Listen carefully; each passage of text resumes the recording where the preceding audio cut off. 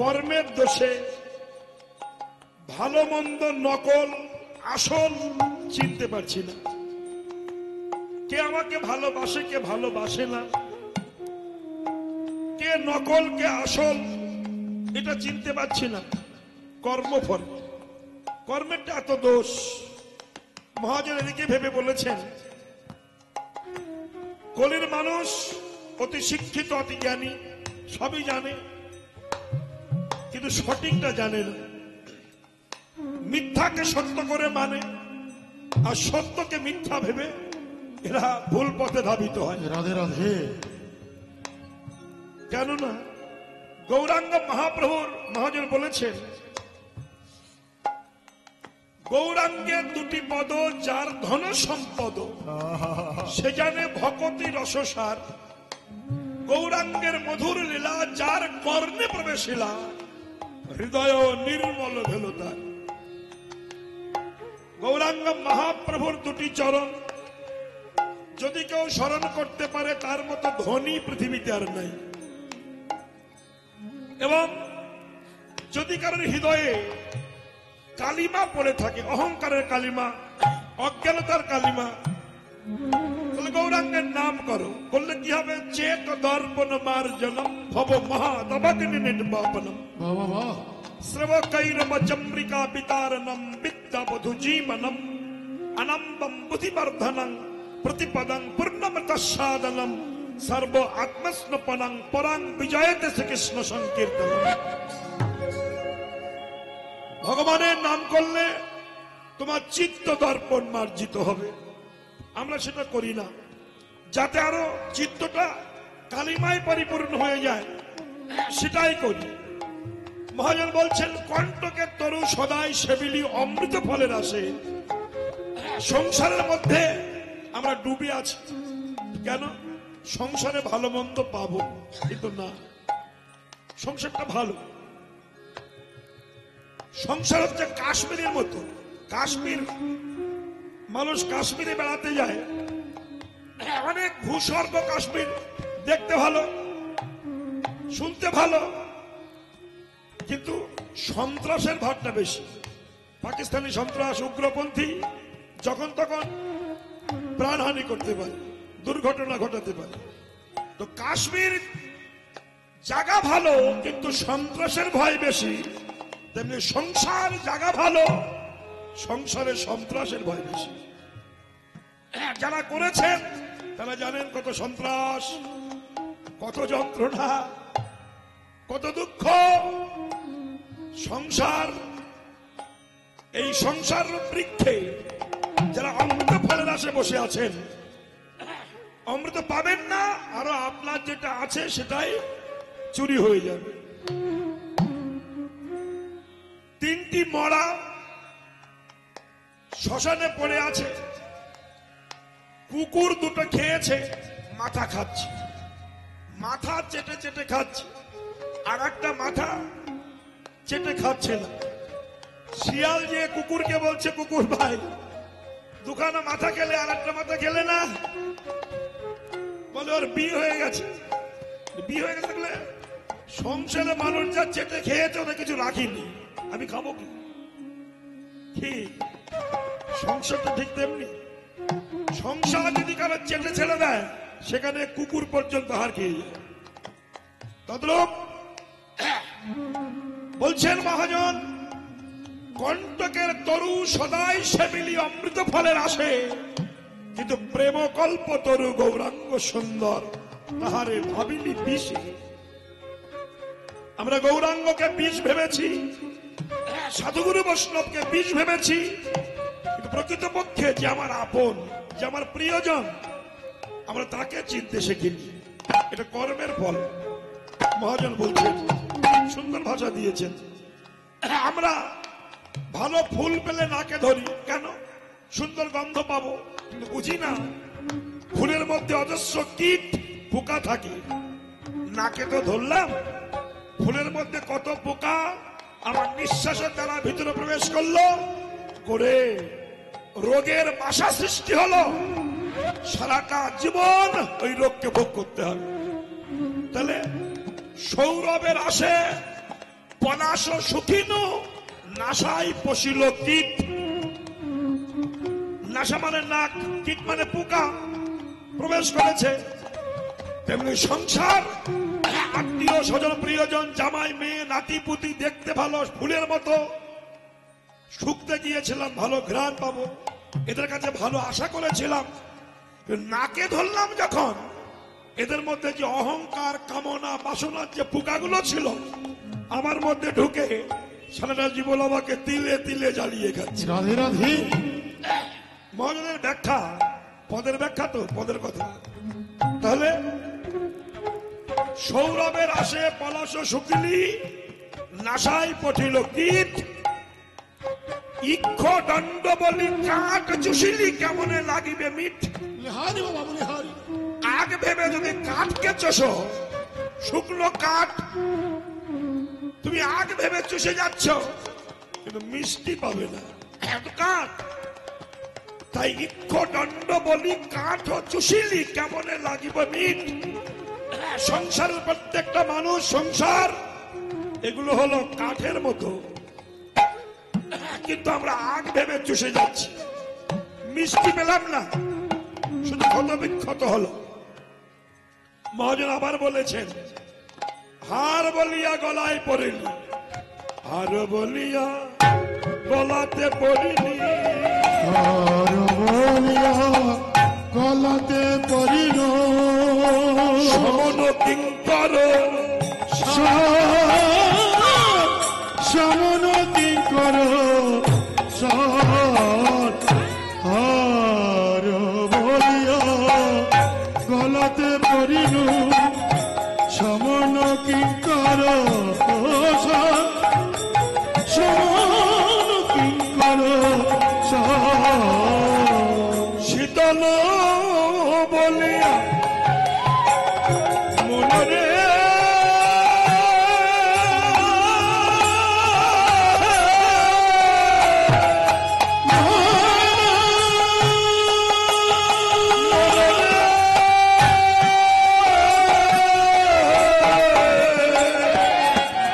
শীতল বলিয়া আগুন পোহালি,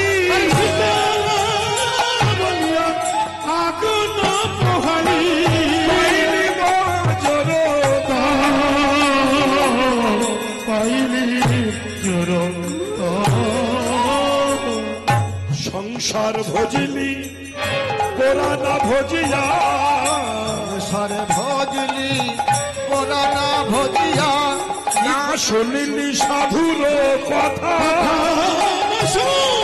মিলি সাধুর কথা, ইহ পরকাল দুকাল খোয়ালি, ওরে মনরে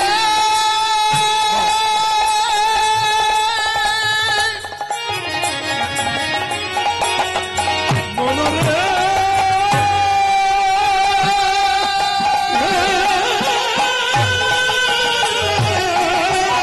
মনরে ইহ পরকাল দুকাল খোয়ালি, করে খাইলি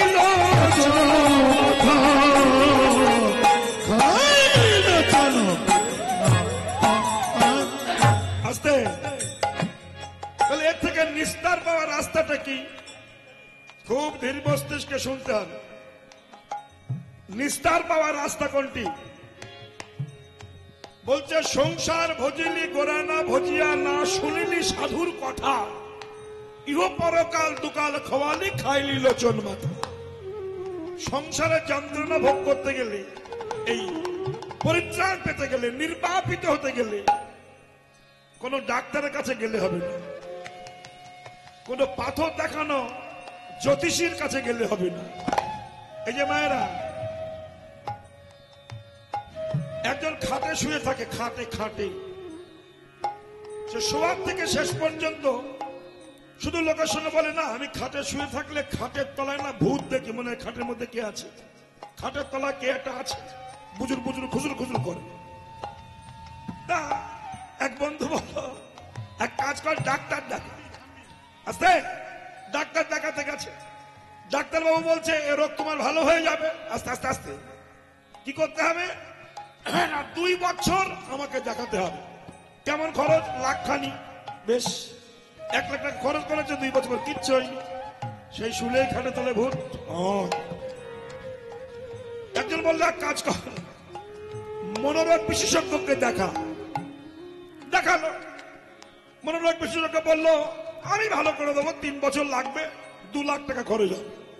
খাটে শুলেই ভূত, খাটের তলায় ভূত। 3 বছর দেখিয়ে 2 লাখ টাকা শেষ, কিচ্ছু হয় না। বহু মানুষের কাছে গেছে, কবিরাজ ফবিরাজ ডাক্তার শেষ হয়ে গেছে। একজন সাধু বলছে তুমি খাটের তলায়, খাটে শুলেই খাটের তলায় ভূত দেখো। বলে হ্যাঁ। বলে আমি ভালো করতে পারি। কি লাগবে? কোনো পয়সা লাগবে না। কিরকম? বলে খাটটা বিক্রি করে মাটিতে বিছানা করে শোন, তাহলে খাটের তলায় ভূত দেখবে না। কি হলো? ডাক্তার পয়সা নেওয়ার সিদ্ধান্ত করেছে, কবিরাজ পয়সা নেওয়ার সিদ্ধান্ত নিয়েছে, মনোরোগ বিশেষজ্ঞ টাকা নিয়েছে, শুধু টাকাই নিয়েছে কিন্তু ভূত সরেনি। সাধু কি বললেন? খাটটা সরিয়ে দিয়ে নিচে শো, দেখবে ভূত তুতার নাই। তেমনি সংসারে অহংকার মঞ্চে আমরা বসে থাকি, ভগবানকে চিনতে পারি না। বলছে অহংকার মঞ্চটা ছেড়ে দিয়ে মাটিতে শো, মানে নিচু হয়ে যাও, দেখবে তোমার এই বহিরঙ্গের কাম প্রলোভনের ভূত তুমি আর দেখতে পাচ্ছ না। অতএব নিচু হয়ে থাকো। মহাজন সুন্দর ব্যাখ্যা দিয়েছেন, না শুনিলি সাধুর কথা, ইহ পরকাল। আচ্ছা, সাধুর কথা শুনলে কি হয়? মায়েরা শুনুন, দুপুর বেলা তো 3টের সময় আসর, এ সময় বেশ ধীর মস্তিষ্কের আসর। ধীরে ধীরে বলা ভালো, ধীরে ধীরে শোনা ভালো। কথাগুলো বলো মধুর। কীর্তনের বৈষ্ণব পদাবলী পদের মধ্যে ব্যাখ্যাগুলো বিশেষ প্রয়োজন, নইলে মানুষ বুঝবে না। বলছেন সংসার ভজিলি গোরা না ভজিয়া, না শুনিলি সাধুর কথা। সাধুর কথা শুনলে কি হয়? বলে কি হয় জানো? একটা কথা বলি শোনো। একজন সাধু, নিষ্কিঞ্চন সাধু, ভিক্ষা করে জীবিকা নির্বাহ করে। সাধু একটা নদীর কিনারে একটা তাল পাতার কুঠির বেঁধে হরিভজন করে। কিন্তু হরিভজন করতে করতে করতে তার বাক্য শুদ্ধি হয়ে গেছে, যা বলে তাই খেটে যায়, যা বলে তাই খেটে যায়।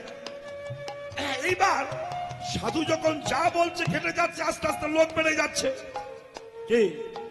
হরে কৃষ্ণ বাবা, খোকা একটুখানি এটা ভলিউম জলিতা, যা বলছে তা খেটে যাচ্ছে, লোকে রান্না হয়ে যাচ্ছে। বিশেষ করে হিন্দু জাতি, এরা যদি একটু বন্ধ কোথাও পায়, পিঁপড়ের মতো যায়। যেমন খ্রিস্টান ধর্মের যিশু একটু হোমিওপ্যাথি ওষুধ দিয়ে একজনকে ভালো করে দিয়েছে, পাশের বউ বলছে জানিস যিশুর ভান ভজন করে ভালো হয়েছে, দলে দলে বউরা যাচ্ছে। হিন্দুদের মধ্যে হয়। কিন্তু সেই সাধু যখন যা বলছে, কেউ মেয়ে নিয়ে যাচ্ছে, বাবা আমার মেয়ের বিয়ে হয় না, ছেলে হবে কিনা বলুন, যা আগামী সপ্তাহের মধ্যে তোর মেয়ের বিয়ে, হঠাৎ করে বিয়ে হয়ে যায়। আসতে আগে মেয়ে সস্তা ছিল, আগে ছিল কন্যাদায়, এখন হয়েছে পুত্রদায়। বলে হারি বাবা। আরো যদি মাথায় টাক থাকে, মেয়ে নাই, আর ভাষে বিয়ে হয়নি। ওই দেখো মেয়েদের কি হাসি, দেখো কি আনন্দ। ওরা ভাবছে আমরা জিতে গেছি। কি হবে? মেয়ের কি অভাব আছে? আগে ছিল পুত্রদায়, না কন্যাদায়, এখন হয়েছে পুত্রদায়। তো বিয়ে হয়ে যাবে, যাও ব্যাস বিয়ে হয়ে যায়। যদি বলে বাবা পেটের ব্যথায় খেতে পারি না, যা ভালো হয়ে যাবে, ভালো হয়ে যায়। এই যখন আরম্ভ হলো ভাই, লাখে লাখে লোক যায়, সাধুর আর ভজন হয় না। এই কথা শুনেছে এক চোর, বেশ পাকা চোর। চোর ভাবছে সাধু যা বলে তা যদি খেটে যায়, আমি একটু সাধুর কাছে যাব। সাধুর কাছে যে আমার চৌরবৃত্তিটাকে পাকিয়ে নেবো, যাতে আমার সুবিধা হয়। মানে যে যে প্রকৃতির মানুষ শেষে সন্ধান খুঁজে বেড়ায়। সবাই যখন চলে গেছে, সন্ধ্যাবেলা সাধু তাল পাতার কুঠিরে ভগবানের আরতি করবেন। আরতি ধূপ জ্বালিয়েছেন, প্রদীপ জ্বালিয়েছেন। এমন সময় চোর ওই ঘরের ধার দিয়ে ঘুরঘুর ঘুরঘুর করছে। তার ছায়া দেখতে পেয়ে সাধু বলছে, কে কে? আমি চোর। ওই চোর কেন? তুমি কেন কেন? বলছে, ভয় পেও না, আমি তোমাকে চুরি করবো না, আমি তোমার কাছে দীক্ষা নেব। তুমি চোর, দীক্ষা নেবে কেন? দীক্ষা নেবার কারণ আছে। কি কারণ? না তুমি যাকে যা বলছো তা খেটে যাচ্ছে। তুমি আমায় দীক্ষা দাও, দিয়ে বলো আমি দিনে হোক, রাত্রি হোক, রাজবাড়ি হোক আর ভিখারি বাড়ি হোক, যখন যে সময় চুরি করব আমি যেন ধরা না পড়ি। বেশ, এই চোর। হ্যালো হ্যালো খোকা, একটু ভলিউম বলে বাবা। আরে ইয়ে কি বলে? রে বাপ রে বাপ রে বাপ রে বাপ। হরে কৃষ্ণ। হ্যালো হ্যালো জলটা তাই কেন? রাস্তায় হয়েছে। সাধু বলছে, তুই চোর, চুরি করবি, চুরিও করবি, আবার ধরা পড়বি না, তা কি হয়? কত নেতা মন্ত্রী চুরি করে ধরা পড়ে যাচ্ছে, আর তুই পারবি না, তা হয়? ভুল বলছি নাকি? চুরি করে আমি নেতা, আমি বড় পণ্ডিত, কিন্তু আমারও শালা জেলখানায় ঢুকতে হচ্ছে। তুই চোর, ধরা পড়বে না, হয় নাকি? তাহলে আমি এই মরে যাবো, আমি দেহত্যাগ করবো, নদীতে ঝাঁপ দিয়ে মরবো, চোর বলছে। আর মরলে পুলিশ আসবে না, সকালবেলা এসে আপনাকে খুনি বলে ধরে নিয়ে যাবে। এই বললাম, ভয় দেখাচ্ছে তো। যেই বলছে এই বললাম, সাধু বলছে, বিপদে পড়েছে, এত ভক্ত জীবনে সিরিয়াস মাল তো আমার কাছে কোনোদিন আসেনি। কে রে ভাই? বললে দীক্ষা তো নিতেই হবে না। দীক্ষা আমি নেব, কিন্তু আমার আশীর্বাদ করতে হবে আমি যেন চুরি করতে গিয়ে ধরা না পড়ি। সাধু যারা হয় তারা কিন্তু অজ্ঞানী নয়। আস্তে তিলক মালা পরে, মালা তিলক একটু পরে দেবেন। জরিদা তাহলে কি বলছেন? আমরা গলায় মালা তিলক দিয়ে মালা জপ করে খায়, অনেকে মনে করে এরা মূর্খ অজ্ঞানী, বোঝে না। ভুল। সাধুরা যা বোঝে আপনারা তা কিচ্ছু বোঝেন না। আর বোঝেন না বলে, বোঝে বলেই সাধুর পায়ে লুটিয়ে পড়ে মহান মহান ব্যক্তিরা। এই যখন সাই বাবা দেহ রাখলেন, আমি কাগজে পড়তাম, টিভিতে দেখতাম, লতা মঙ্গেশকর কোথায়, সচিন টেন্ডুলকর কোথায়, ভালো ভালো মহান মহান মানুষ, নেতা মন্ত্রী রাষ্ট্রপতি লাইনে দাঁড়িয়ে থাকতেন প্রণাম করার জন্য। কি ধন ছিল তার কাছে, কি ধন ছিল ভালো করে বলুন তো। আগামীকাল প্রধানমন্ত্রী কলকাতায় আসবে, তা কলকাতায় প্রধানমন্ত্রী আসবে, তারপরে দেখতে পাচ্ছি যে আগামীকাল বেলা 3টের সময় মঠে যাবে। মঠে কেন যাবে? না মহারাজের সঙ্গে সাক্ষাৎ করতে। ভারতবর্ষের প্রধানমন্ত্রী মহারাজা, ভারতবর্ষের রাজা, ইনি হলেন শুধু রাজা, আর যার সঙ্গে সাক্ষাৎ করতে যাচ্ছে তার কিচ্ছু নাই, তিনি হলেন মহারাজা। টাইটেলটা বুঝুন। একটু বসুন ওখানে। হরে কৃষ্ণ।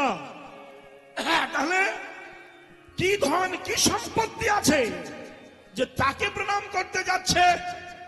মীরাবাইয়ের গান শুনেছিলেন সম্রাট আকবর, কতগুলো শুনবেন, চুরি করে গোপনে, মুসলমান তো তাকে গান শোনাবেন না, তাই ভিখারি বেশ ধারণ করে মীরাবাইয়ের গান শুনেছিলেন। আজ হরে কৃষ্ণ। এই সম্রাট আকবর তিনি গান শুনেছিলেন, হরি কথা শুনেছিলেন। আবার আস্তে আস্তে সনাতন মিশ্র, সনাতন গোস্বামী, তিনি পরশ পাথরকে ফেলে দিয়েছিলেন জলে। পরশ পাথর ছোঁয়ালে লোহা সোনা হয়ে যায়। সম্রাট আকবর বললেন, কি এত পরশমণি পাথর পেয়েছে, কি মণি পেয়েছে? যে এমন মণি পেয়ে মণিরে মানে না ফেলে দিয়েছে, গঙ্গায় এসে ডুবুরি নামিয়ে সম্রাট আকবর সেই পরশ পাথর তুলে যখন লোহাতে ছোঁয়ালো, তৎক্ষণাৎ লোহা সোনা হয়ে গেল। সম্রাট আকবর ভাবলেন যে এই গোসাই কি না জানি মনে পেয়েছে, কি পেয়েছে যে মণিকে ফেলে দিয়েছে।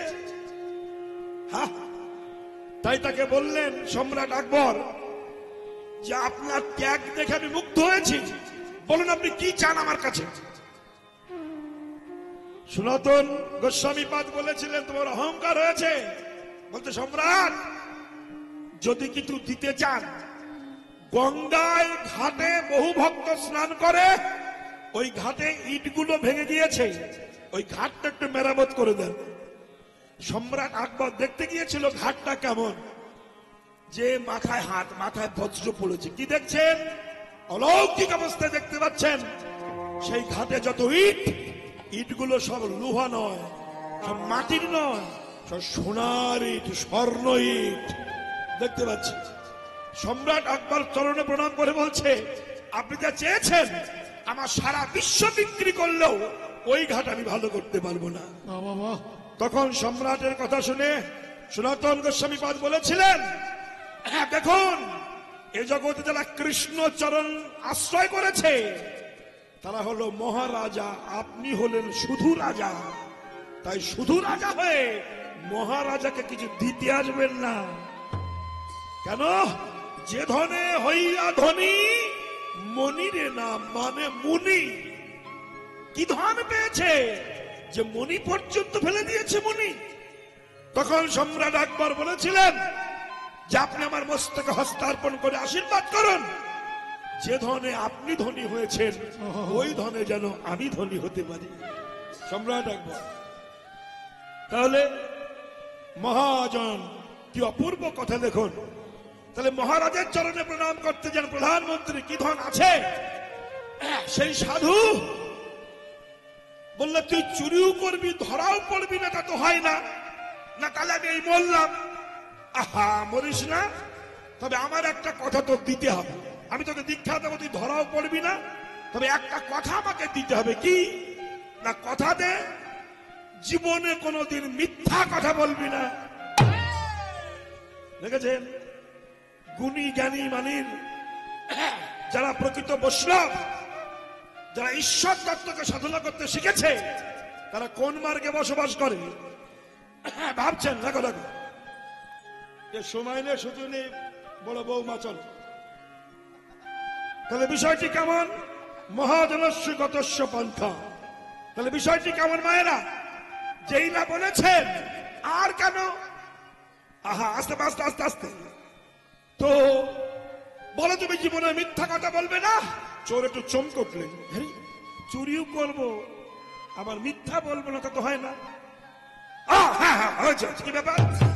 বুঝে নিলেন যে আমাকে যে আশীর্বাদ করে ধরায় পড়বো না, তা ধরাই যদি না পড়ি মিথ্যা বলে অসুবিধাই নাই। বেশ বেশ, কথা দিলাম আমি মিথ্যা বলবো না। ব্যাস, তাহলে সাধু আশীর্বাদ করলেন, তোমাকে আশীর্বাদ করলাম, তুমি জীবনে আর ধরা পড়বে না। বেশ, কে বাবা? এইবার চোর যদি আশীর্বাদ পেয়ে যায়, ধরা পড়বি না চুরি করলো, তার ভোল্টেজ কত বেড়ে যায় বলুন। আমাদের দেশের নেতা মন্ত্রী যদি চুরি করে, আর সেখানে যদি প্রধানমন্ত্রী মুখ্যমন্ত্রী হাত থাকে যে তুই চুরি কর, অসুবিধা নাই, তাহলে সে মাল কি চুরি করবে? দুনিয়া শেষ করে ফেলবে না? হচ্ছে তো তাই। তো বিষয়টি কেমন দেখুন। তো চুরি কর, এইবার যেই বলেছে চুরি কর, ধরা পড়বি না, আর ভোল্টেজ বেড়ে গিয়েছে। চোর ভাবলো তাহলে ভাঙা চুরো ঘরে চুরি করব না, রাজার বাড়ি চুরি করব। 1 বছর চুরি করে 50 বছর বসে খাবো। ভালো, রাজার বাড়ি গেছে। এই বাবা, বাচ্চা ঠিক করো, বাচ্চাগুলো ঠিক করো, কথা বলো না। অতগুলো 4টে বাচ্চা তুই পেলে কোথায়? একসঙ্গে অতটা বাচ্চা তো যাই হোক, তা বিষয় কেমন? এখন তো বাচ্চা পেলে কম হয়, তো অতগুলো পেলে তো বিষয়টি কেমন? মহাজনস্য গতস্য পন্থা। বিচার করেছে, খুব কথা। হ্যাঁ, যেই বললো রাজবাড়ি চুরি করবো, রাজাবাড়ি চুরি করে ভালো মাল পাবো, আর গেছে চুরি করতে অমাবস্যা রাত। নিজম রাতে রাজবাড়ি চুরি করতে গেছে, কেন ধরা পড়বে না, টেনশন নাই। আস্তে আস্তে পাঁচিলের মাথায় উঠেছে, ঘুটঘুটি অন্ধকার, দেখতে পাচ্ছে না নিচে কিছু। আর যেই রাজবাড়ির ভিতরে লাফ মেরে পড়েছে, শালা পড়বি না পড়বি একজনের ঘাড়ের পরে দিয়ে স্টার্টিং পিরিয়ডে ধরা পড়ে গেছে। যার ঘাড়ের উপর পড়েছে সে বলছে কে? এখন ওই চোরের হঠাৎ মনে পড়েছে, আমি গুরুদেবকে কথা দিয়েছি মিথ্যা বলবো না, বলছে আমি চোর। আস্তে আস্তে যার ঘাড়ের উপর পড়েছে সে বলছে তুমি কে? বলে আমি চোর। এ বলছে তুমি কে? বলছে আমি তো চোর। টেনশনই নাই, ফ্রি মাইন্ডে চুরি করো।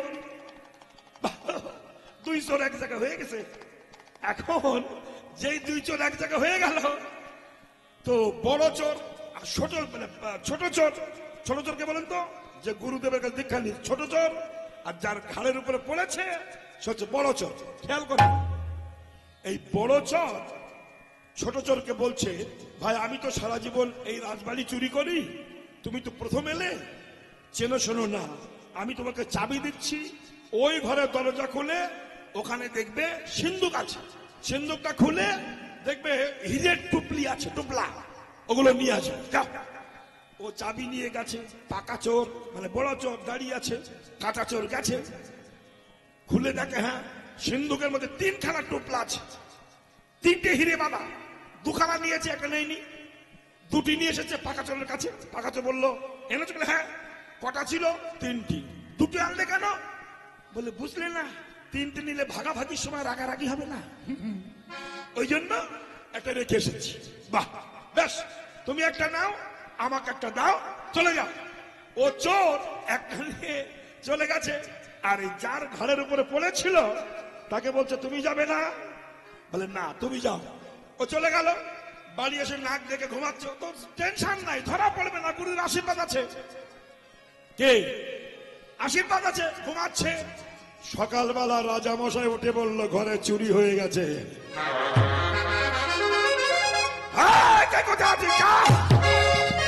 এখন ওই যে নাক ডাকিয়ে ঘুমাচ্ছে যে চোর আশীর্বাদ দিয়েছে, ওর নাম হচ্ছে ন্যাপলা চোর। এখন ন্যাপলার নাম ছিল চোর ন্যাপলা। রাজা বললো ন্যাপলাই চুরি করেছে, যা। এইবার প্রহরীরা এসে ন্যাপলাকে ধরেছে। ন্যাপলা ভাবছে গুরুদেব বলল ধরা পড়বো না, স্ট্যান্ডিং পিরিয়ডে ধরা পড়ে গেলাম, দেখি যাই। কিন্তু চোরেরও ধর্ম আছে। কি আমরা বলি চোরের ধর্ম নাই? মাজায় দড়ি বেঁধে নিয়ে গেছে। রাজা জিজ্ঞাসা করছে ন্যাপলা মহারাজ গতকাল, এই বৌমা আস্তে কথা বলছো তোমরা বড্ড বেশি, কথা বলো না। তাহলে বিষয়টি কেমন? ন্যাপলা তুমি চুরি করেছ? ওর কথা তো আছে যে গুরুদেবকে বলেছি চুরি করে, মিথ্যা কথা বলবো না। হ্যাঁ মহারাজ চুরি করেছি। বাহ, তা কি নিয়েছ? বলে সিন্দুক খুলে 3খানা হিরের টুপলা ছিল, 2টি নিয়েছি। 2টি নিলে কেন? বলে আমরা 2জন ছিলাম, ভাগাভাগির সময় রাগারাগি হবে তাই একটা রেখে গিয়েছিলাম। রাজা বলল বেশ, ওকে বাঁধো, ন্যাপলাকে বাঁধো। বেঁধেছে। মন্ত্রীকে বলছে তুমি যাও সিন্দুকটা খুলে দেখো আর একটা টুপলা আছে কি। মন্ত্রী গিয়ে খুলে দেখে একটা টুপলা আছে। মন্ত্রী ভাবলো এ মালটা আমার প্যান্টের পকেটে ঢুকিয়ে রেখে দেবো। কেন? আমি যে বলবো মহারাজ কিচ্ছু নাই, তাহলে এটা আমার হবে। এই প্যান্টের পকেটে নিয়ে গিয়ে বলছে মহারাজ চোরাই নাশনে ধর্মের কাহিনী, 3টে ছিল একটা রেখে যায়, শালা সব নিয়েছে। চোর বলছে মহারাজ বিশ্বাস করুন আমি গুরুদেবকে কথা দিয়েছি, মিথ্যা বলবো না, আমি নেইনি, 2টিই নিয়েছিলাম। মন্ত্রী বলছে মহারাজ আপনি চোরকে বিশ্বাস করবেন না, আপনি আমাকে বিশ্বাস করবেন। মহারাজ বলছে আমি চোরকে বিশ্বাস করব। কেন মহারাজ? বলে গতকাল রাত্রে ও ঝাঁপ দিয়ে যার ঘাড়ের উপরে পড়েছিল সেটা অন্য কেউ নয়, সেটা ছিলাম আমি। মহারাজ আমায় ক্ষমা করুন মহারাজ। আর মহারাজ ক্ষমা করুন, ধরা পড়ে গেছে। বলে এক কাজ কর। কি কাজ? ওর টোপলার কাছে একটা টোপলা আছে, ওটা বার কর। করেছে, নিয়ে যা। নিয়ে গিয়ে গুলি করে মেরে দে, আর চোরকে মন্ত্রীর সিংহাসনে বসিয়ে দে। এইবার যেই না মন্ত্রীকে গুলি করে মেরে দিয়েছে আর মন্ত্রীর সিংহাসনে চোরকে বসিয়ে দিয়েছে, তখন চোর বললে, মহারাজ আমি একটু গুরুদেবের কাছ থেকে আসি। ছুটতে ছুটতে গুরুদেবের কাছে গেছে। প্রভু, গুরুদেব, কি রে, কি হলো? বলে, গুরুদেব, আপনার একটা কথা জীবনে শুনেছি যে মিথ্যা কথা বলবি না। এই মিথ্যা কথা না বলে আজ আমি চোর থেকে সিংহাসন পেয়ে গেছি, মন্ত্রী হয়ে গেছি। একটা কথা শুনে যদি আমি চোর থেকে মন্ত্রী হই আর সারা জীবন যদি আপনার কাছে বসে অনেক কথা শুনতে পারি, আমি গোবিন্দের চরণ পেয়ে যাব। তাই গৌর হরি বল বলে আমি আর কিছু করতে চাই না। আমি জগতের মন্ত্রী হতে চাই না। যে কদিন বেঁচে থাকবো আপনার চরণ তলে বসে কৃষ্ণ কথা শুনবো। তাহলে সাধুর কথা শুনলে কি হয়? অমানুষ মানুষ হয়ে যায়। প্রমাণ এগুলো। তাই বলেছেন, সংসার ভজিলি গোরা না ভজিয়া, সংসার ভজিলি গোরা না ভজিয়া, সাধুর কথা শুনিলি সাধুর কথা। সংসার ভজিলি গোরা না ভজিয়া, না শুনিলি সাধুর কথা, না শুনিলি সাধুর কথা। ইহ পরকাল দুকাল খলি, ইহ পরকাল দুকাল খোয়ালি, ওরে ঠাই নিল জন মাথা, খাইলি লোচন মাতা। ওরে কোল কোল দুকোল গেল, দুকুল গেল, এ কোল কোল দুকোল গেল। কোল কোল কোল গেল, আমার সাধের জনম বিফল গেল, কোল কোল কোল গেল, আমার সাধের জন্য বিফলে গেল। ভুলেও কৃষ্ণ ভজলি